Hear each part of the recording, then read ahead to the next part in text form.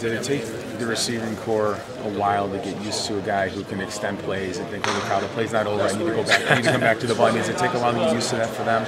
It does. You know, I think his maturity as the year went along was helped along not only by his knowledge of the game and his desire to learn as much as he could, even as the season was going along. He never stops watching film. He never stops growing as a player.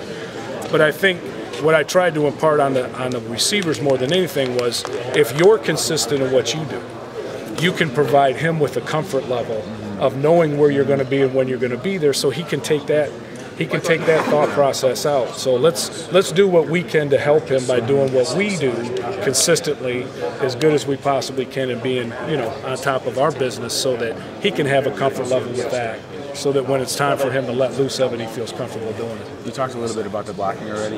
How much, without getting into too many specifics, yeah. I mean, how much time do you spend, running routes, catching the football, blocking in typical practice? We don't. I mean, when we're running and catching the ball and running routes, it's really a group thing. Throwing with the quarterbacks.